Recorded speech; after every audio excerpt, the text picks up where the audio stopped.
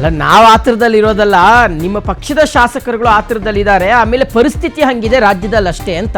ಈ ವಾರದ ಒಳಗೆ ಸಂಪುಟ ವಿಸ್ತರಣೆ. ಇಂದು ನಮ್ಮ ರಾಜ್ಯದ ಸಂಸತ್ ಸದಸ್ಯರನ್ನ ಭೇಟಿ ಮಾಡ್ತಾ ಇದ್ದೀನಿ. ಅವರಿಗೆ ರಾಜ್ಯದ ಬರ ನೀರಿನ ಪರಿಸ್ಥಿತಿಯ ಬಗ್ಗೆ ಮನವರಿಕೆ ಮಾಡಿಕೊಡಬೇಕಿದೆ. ಬೆಂಗಳೂರಿನಲ್ಲಿ ಸರ್ವಪಕ್ಷಗಳ ಸಭೆಯನ್ನು ಕರೆಯಲಾಗುತ್ತೆ ಅಂತ ಮುಖ್ಯಮಂತ್ರಿಗಳು ಹೇಳಿದ್ದಾರೆ. ಸೊ ಈ ಕ್ಯಾಬಿನೆಟ್ ವಿಚಾರಕ್ಕೆ ಸಂಬಂಧಪಟ್ಟಂತೆ ಕೃಷಿ ಸಚಿವರಿಲ್ಲ.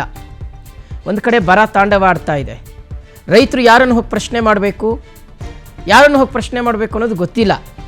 ಮಗದೊಂದು ಕಡೆ ಅರ್ಧಂಬರ್ಧ ಕ್ಯಾಬಿನೆಟ್ ರಚನೆ ಆಗಿರೋದು, ಬರೀ 13 ಜನ ಸಚಿವರಿದ್ದಾರೆ.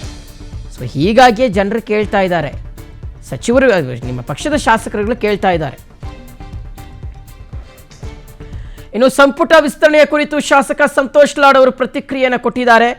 ಸಚಿವ ಸ್ಥಾನಕ್ಕೋಸ್ಕರ ಲಾಬಿ ನಡೀತಾ ಇದೆ, ಎಲ್ಲರೂ ಸಚಿವಾಕಾಂಕ್ಷಿಗಳೇ ಇದ್ದಾರೆ ಅಂತ ಹೇಳಿದ್ದಾರೆ. ಸೊ ಸಂತೋಷ್ ಲಾಡ್ ಅವರ ಪ್ರತಿಕ್ರಿಯೆ, ಸಚಿವ ಸ್ಥಾನಕ್ಕೋಸ್ಕರ ಲಾಬಿ ನಡೀತಾ ಇದೆ, ಎಲ್ಲರೂ ಸಚಿವಾಕಾಂಕ್ಷಿಗಳೇ ಇದ್ದಾರೆ. ಪಾರ್ಟಿ ಹೈಕಮಾಂಡ್ ಏನ್ ನಿರ್ಧಾರ ಮಾಡುತ್ತೋ ಅದೇ ಫೈನಲ್. ನನ್ನ ಪ್ರಕಾರ ಇನ್ನು 3 ದಿನದಲ್ಲಿ ಫೈನಲ್ ಆಗಬಹುದು. ಯುವಕರಿಗೆ ಅವಕಾಶ ಕೊಡಬೇಕು ಅನ್ನೋದು ಇದೆ, ಹೊಸಬರಿಗೆ ಮತ್ತು ಹಿರಿಯರಿಗೆ ಅವಕಾಶ ಕೊಡ್ತಾರೆ ಅಂತ ಸಂತೋಷ್ ಲಾಡ್ ಅವರು ಹೇಳಿದ್ದಾರೆ. ಓಕೆ, ಸೊ ಸಂತೋಷ್ ಲಾಡ್ ಅವರು ರಿಯಾಕ್ಟ್ ಮಾಡಿದ್ದಾರೆ. ಅವರು ಹೇಳಿರುವಂಥದ್ದೇನು ಅಂದರೆ, ಒಂದು 3 ದಿನದಲ್ಲಿ ಒಂದು ಫೈನಲ್ ಆಗುತ್ತೆ ಅಂತ. ಈ ಹಿಂದೆನೂ ಎಲ್ಲರೂ ಅದನ್ನೇ ಹೇಳ್ಕೊಂಡು ಬಂದರು. ಮಗದೊಂದು ಕಡೆ ಯುವಕರಿಗೆ ಮತ್ತು ಹೊಸ ಮುಖಗಳಿಗೆ ಹೆಚ್ಚು ಪ್ರಾಶಸ್ತ್ಯವನ್ನು ಕೊಡಬಹುದು ಅಂತ ಅನ್ನಿಸ್ತಾ ಇದೆ ಅಂತ.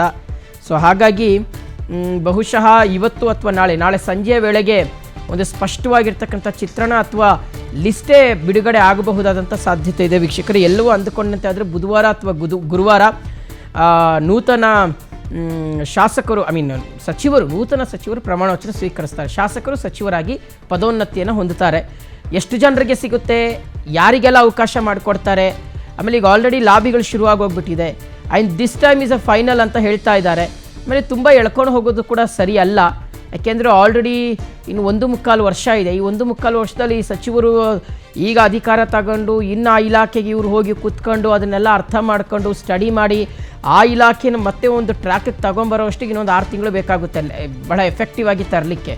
ಸೊ ಹಾಗಾಗಿ ಅದಕ್ಕೋಸ್ಕರ ಅಷ್ಟೇ ಅನ್ನುವಂಥದ್ದು. ಮತ್ತು ನೆಕ್ಸ್ಟ್ ಅಪ್ಕಮಿಂಗ್ ಎಲೆಕ್ಷನ್ಸ್ ಇಯರ್ಸ್ ಇರುವಂಥ ಹಿನ್ನೆಲೆಯಲ್ಲಿ ನಿಮಗೆ ಅದು ಲಾಭ, ನಿಮಗೆ ಅದು ಒಳ್ಳೆಯದು. ಬೇಗ ಮಾಡಿದ್ರೆ ಆದಷ್ಟು ಬೇಗ ಅದು ಒಂದು ಹಿಡಿತ ಸಿಗುತ್ತೆ ಸಚಿವರುಗಳಿಗೆ ಅವರ ಇಲಾಖೆಯಲ್ಲಿ. ಇಲ್ಲಾಂದರೆ ಒಂದು ರೀತಿಗೆ ಸುಮ್ಮನೆ ಸಚಿವರು ಇದ್ದ ಹಾಗೆ ಆಗುತ್ತೆ ವಿನಃ ಇಲಾಖೆಯಲ್ಲಿ ಯಾವುದೇ ರೀತಿಯಾದಂಥ ಕೆಲಸಗಳಾಗಲ್ಲ. ಅದು ಪರಿಣಾಮವಾಗಿ ಅದರ ನೇರ ಪರಿಣಾಮ ಪಕ್ಷದ ಮೇಲೆ ಮತ್ತು ಸರ್ಕಾರದ ಮೇಲೆ ಆಗುತ್ತೆ. ಸೊ ಹಾಗಾಗಿ ಎಷ್ಟು ಜನ ಈ ಸಲ ಸಂಪುಟಕ್ಕೆ ಸೇರ್ಪಡೆ ಆಗ್ತಾರೆ ಅನ್ನುವಂಥ ಒಂದು ಪ್ರಶ್ನೆ ಸಹಜವಾಗೇ ಇದೆ. ಇದೆಲ್ಲದರ ನಡುವೆ ಈ ಹಿಂದೆ DK ಶಿವಕುಮಾರ್ ಅವರು ಒಂದು ಸಲ ಹೋದರು, ಮಲ್ಲಿಕಾರ್ಜುನ ಖರ್ಗೆ ಅವರು ಸಿಗಲಿಲ್ಲ ಅಂತ ವಾಪಸ್ ಬಂದರು. ಲಾಸ್ಟ್ ವೀಕ್ ಹೋದರು, ಡೆಲ್ಲಿನಲ್ಲೆಲ್ಲ ಅದೆಲ್ಲ ಪ್ರತಿಭಟನೆ ನಡೀತಾ ಇತ್ತು. ರಾಹುಲ್ ಗಾಂಧಿಯವರು ಪ್ರಧಾನಿ ನರೇಂದ್ರ ಮೋದಿ ಅವರ ಮನೆ ಮುಂದೆ ಕೂತ್ಬಿಟ್ಟಿದ್ರು ಅಂತ ಹೇಳಿಬಿಟ್ಟು ಮತ್ತೆ ವಾಪಸ್ ಬರಬೇಕಾಯಿತು. ಅಟ್ಲೀಸ್ಟ್ ಇವತ್ತು ಹೋಗಿರ್ತಕ್ಕಂಥ ಕೆಲಸ ಆದರೂ ಕೈಗೂಡುತ್ತಾ, ಕೆಲಸ ಮುಗಿಸ್ಕೊಂಡೇ ಬರ್ತಾರಾ ಅಥವಾ ಎಗೇನ್ ಅದನ್ನೇ ಪೆಂಡಿಂಗ್ ಇಟ್ಕೊಂಡು ಬರ್ತಾರೆ ಅನ್ನೋದನ್ನು ಕಾದು ನೋಡಬೇಕಾಗಿದೆ.